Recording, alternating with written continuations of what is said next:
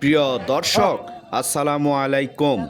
আজ 9 ফেব্রুয়ারি 2026 রোজ সোমবার। আমি চলে আসলাম জয়পুরহাট জেলায় তিলেকপুর হাট বাজার ইউটিউব চ্যানেল থেকে আজকের আলুর খবর ও আলুর দাম নিয়ে। দর্শক, আজকে জানাবো রংপুর জেলার একজন আলু চাষির মুখ থেকে আলু চাষির গল্প। প্রিয় দর্শক, রংপুর আলু চাষের জন্য একটি বিখ্যাত জেলা। রংপুরের একজন কৃষক বলছেন, খালি ভোট চাই, আলু নিয়ে কথা কয় না। কৃষকেরা বলছেন, প্রার্থীরা ভোট চাইলেও আলু চাষিদের সমস্যার কথা শুনছেন না, সমাধানের কথা বলছেন না। গত বছর আলু চাষ করে বড় লোকসান গুনেছেন মাসুম মিয়া। 10 একর জমিতে আলু চাষ করে লোকসান হয়েছে 18 লাখ টাকা।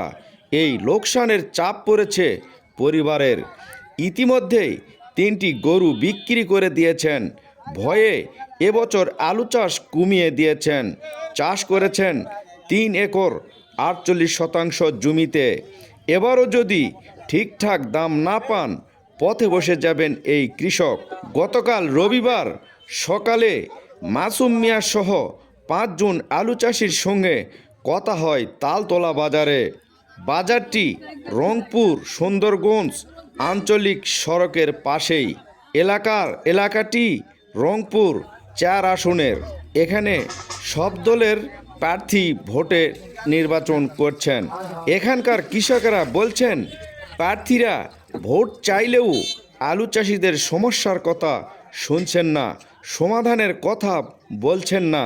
পীরগাছার ছোট কল্যাণী গ্রামের সলিমউদ্দিন বললেন, ওনার ভোট দরকার, খালি ভোট চাই, আলু নিয়ে কথা কয় না। আমার দুঃখের কথা কাই শোনে। সলিমউদ্দিন গত বছর 1.5 লাখ টাকা লোকসান দিয়েছেন।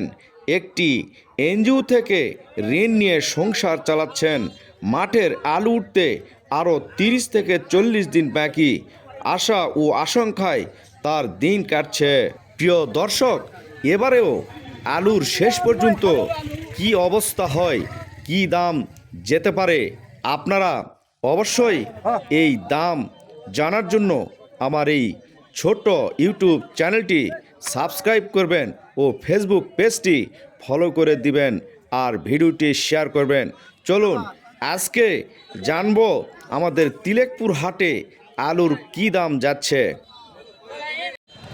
আসসালামু আলাইকুম। ওয়ালাইকুম সালাম রহমতুল্লাহ। ভাইজান, আজকে আমাদের তিলেকপুর হাটের আলুর কি দাম যাচ্ছেন আমার দর্শকদের একটু জানাবেন। আলু তিলেকপুরের হাটে ভুটান যে আলু হ্যাঁ। 450 টাকা, 440 টাকা উপর বাজার। ভুটান আলু। জি। আর দেশি ফাটাবাকরিটা কত? দেশি ফাটাপাকড়ি আপনার 500, 500, 480, 500। 480, 500 টাকা মন। জি।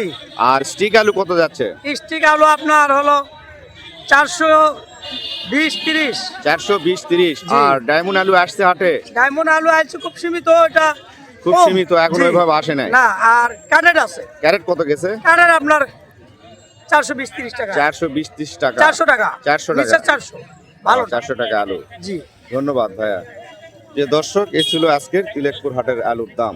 অবশ্যই এই ইউটিউব চ্যানেলটি সাবস্ক্রাইব করবেন, একটু লাইক করবেন আর শেয়ার করবেন। ধন্যবাদ। আসসালামু আলাইকুম। সালাম কাকা, কেমন আছেন? আলহামদুলিল্লাহ ভালো আছি। ভালো আছেন। আজকে তিলেকপুর হাটের আলুর আমদানি কেমন ছিল? আলু আমদানি মোটামুটি 7-8 গাড়ি মাল হবে। 7-8 গাড়ির মাল হয়েছে হ্যাঁ। আজকে।